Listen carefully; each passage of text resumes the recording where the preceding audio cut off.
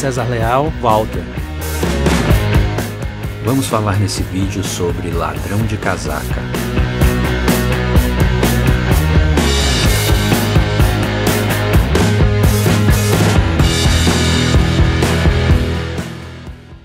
E você tem vários personagens dentro dessa vertente. Inclusive um que você conhece, que foi criado já no meio da década de 60, que é o Paperinik. Eu conheço. Intimamente. O que vou aqui abrir um parêntese, né, para dar um contexto também. Os quadrinhos Disney faziam muito sucesso na década de 50. Tipo, na década de 30, 40. Com o advento da Segunda Guerra e com a subida do Mussolini no poder da Itália e do Hitler na Alemanha e, né, a confusão generalizada, toda aquela coisa, um dos efeitos principais é o quê? Vamos cortar qualquer cultura americana, qualquer laço, e não vamos estar importando esse material para cá. Os quadrinhos Disney sumiram de um modo geral da Europa, com exceção da Itália.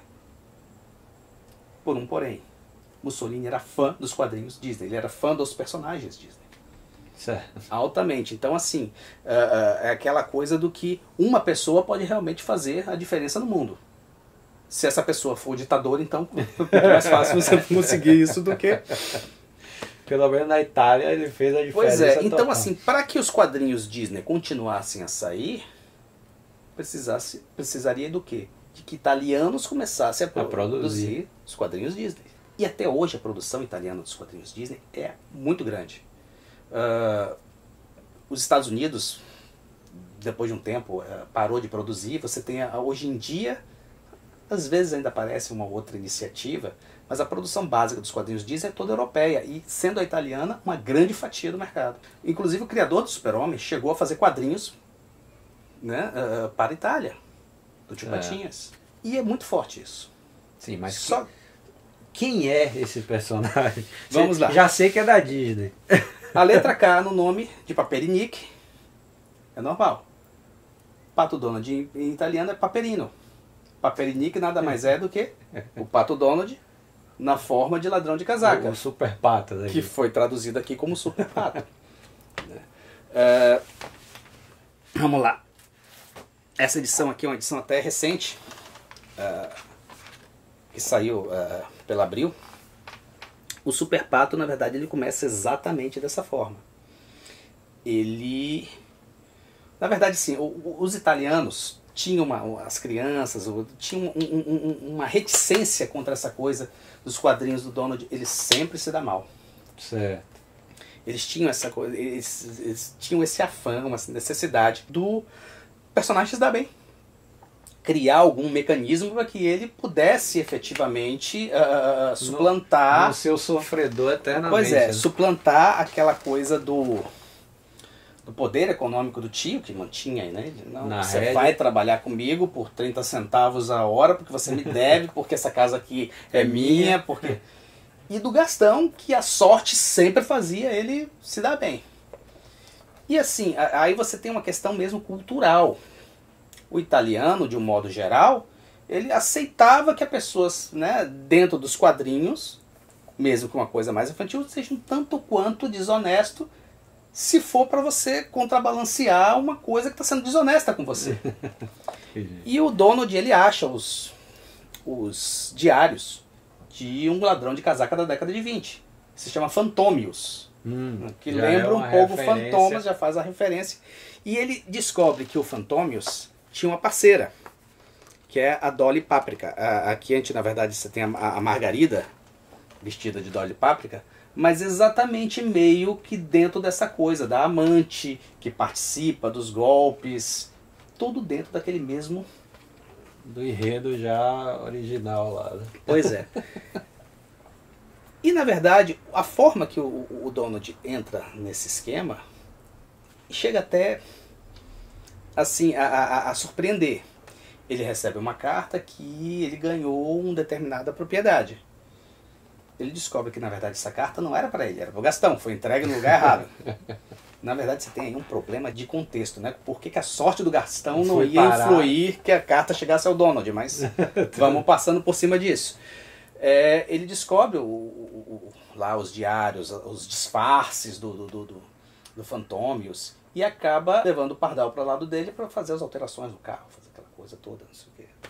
Ser o grande personagem, ser o grande, digamos, ladrão de casaca, porque ele começa exatamente isso, querendo se vingar do Gastão, ele rouba o tio Patinhas para conseguir fazer com que o Gastão fosse culpado do roubo. Ah, tá.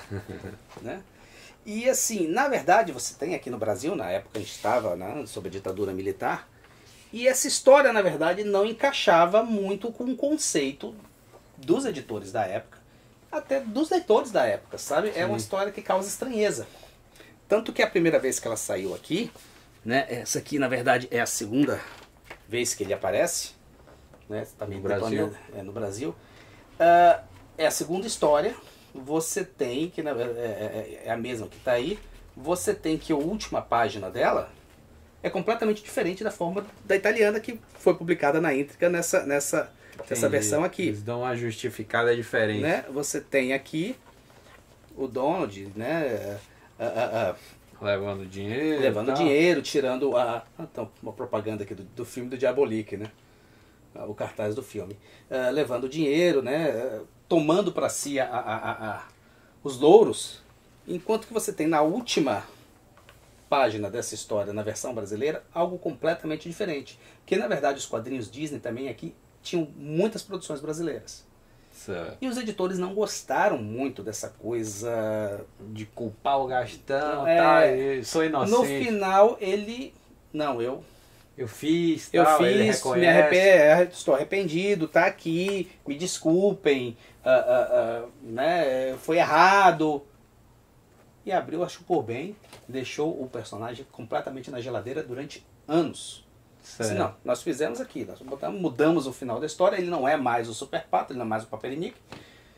E vamos aqui esquecer que existe. Até depois de muito tempo. E, na verdade, essa edição aqui, ela traz exatamente as 3 histórias originais. E a terceira história demorou muito de sair aqui. Tanto que você vê até o estilo da capa, do estilo de desenho, em comparação de quando ele saiu da primeira vez, que era mais uma aquelas capas que Abril costumava muito fazer. Sim. Com a edição dela, que na verdade juntavam várias coisas, é meio diferente. Porque eles deixaram realmente o personagem na geladeira. Eles acharam que não seria muito de bom tom estar trazendo o Super Pato de volta, até que quando as histórias começaram a sair, eles, não, vamos trazer ele de volta, né? A gente disse, vamos botar ele novamente aqui. E depois de um tempo, foram aparecendo. Mas na própria Itália, essas histórias começaram a mudar um pouco o direcionamento. Certo. O Donald foi com o tempo, o Super Pato foi deixando de ser esta coisa do ladrão de casaca que vou trazer uma vantagem para mim, para ir mais para o estilo super-heróico. Hoje em dia, se você pegar um quadrinho Disney normal, de banca, de revista mensal, ele é praticamente um super-herói mesmo.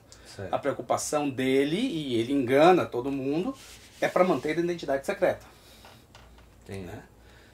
Toda aquela coisa, apesar de que, assim, Super Pato já é difícil, mas se você tem na Itália, que na verdade seria como, né, o Papelinique é Paperino com Diabolique. Então, assim, eu sou o Donaurique.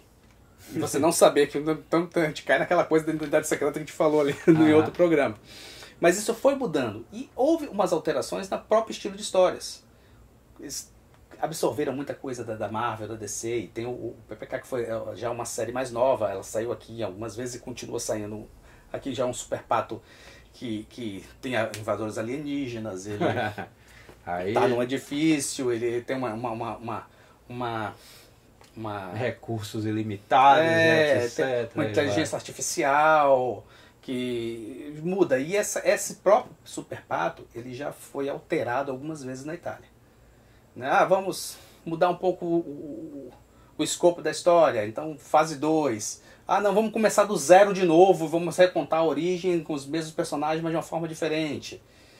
E você tem essa evolução. A Itália tem muito dessa coisa de, assim, eles não se apegam talvez tanto em cronologia, mesmo como o quadrinhos Disney também não pode estar se apegando à cronologia. Então vamos reiniciar, vamos refazer, vamos fazer uma coisa diferente. E o que é interessante é que os quadrinhos italianos têm toda uma diferenciação Disney lá. Eles têm certos brindes, certas coisas e certo amor por determinados personagens que suplanta qualquer coisa que às vezes a gente veja aqui em outros lugares. Falando exclusivamente do Paperinik, eu consegui essa miniatura exatamente com 4 edições italianas que vinham as peças para você montar. E você tem exatamente o Paperinik, o Super Pato. Com o seu carrinho, esse aí é o que? Toupeira? É um carro tatu, na verdade. Ele exatamente, tem as arminhas. Toda uma coisa exatamente da história que sai nessas 4 revistas, que ele usa esse veículo para certas coisas. Infelizmente eu não consegui a lancha do Tio Patinhas com uma vara de pescar de dinheiro. Mais recentemente, para fechar aí e eu ter essa ideia do carrossel, né? A gente começou cá para fechar esse negócio, porque a gente já viu que a própria Pantera Cor-de-Rosa, em partes, o Sherlock Holmes seria responsável, de uma forma indireta, pela criação do desenho da Pantera Cor-de-Rosa, coisa que não é o tipo de ligação que a gente faça de uma forma normal. Sim, não é direta, né? Tem vários passos. Mas assim, o que seria desse personagem se a gente não tivesse tido o Sherlock Holmes, o Raffles, né? E por aí vai. Eles começaram a fazer umas histórias, se passando na década de 20, com o Fantômios, que era o ladrão de casaco original, de quem o Donald achou os diários. Então é ele, a Dolly Páprica, que não se diz isso textualmente, mas é amante dele, vive com ele, né? Ele é o Lorde. E ninguém desconfia que ele é o ladrão de casaca, porque ele é um Lorde. Aquela coisa de, né, meio tonto, E um antepassado do Pardal ajuda ele. E essas histórias, elas se passam nos anos 20 e eles pensam vários personagens, alguns reais, outros da literatura, para estar contando essas histórias. Um dos personagens que aparecem nas histórias é o Patorote. O Patorote, né, que na verdade é o Poirot da Agatha Christie. É um pato gordo, detetive, maior detetive do mundo.